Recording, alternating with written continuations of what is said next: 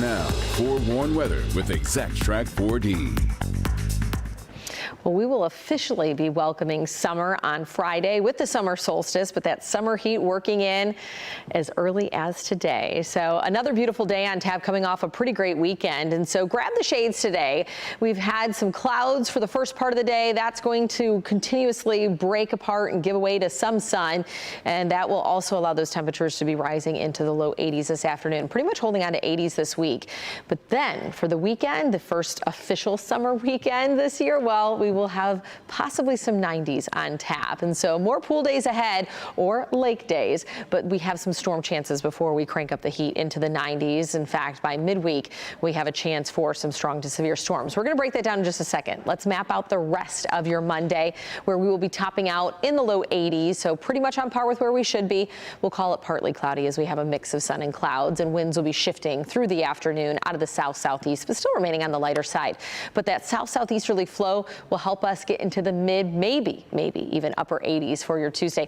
Isolated chance for something to bubble up like a popcorn shower this afternoon, but you blink, you miss it. So I don't even want to worry you about any rain chances, as I'm just mentioning the very slight chance this afternoon. Better chance for maybe a late evening shower to pass through on Tuesday, and then Wednesday's the best chance of seeing some stronger storms develop. In fact, we could see some reach severe limits. So as we zip through today, by the time we get to about 5, that's that little popcorn shower I mentioned. And so that might not even come to fruition, but I just have to mention it. And then as we head into your Tuesday evening, scattered rain chances. We don't anticipate any of that to reach severe limits. It'll be Wednesday, that heat and humidity clashing with a front, and that's going to bring the chance for some of those stronger storms. So we do have a level 2 risk, a slight risk for severe weather for the heart of the metro area come late Wednesday, up into the Thumb region and off towards Port Huron, a level 1 marginal risk. As far as the threats on the table, damaging wind gusts, the primary one, and we could see some large hail.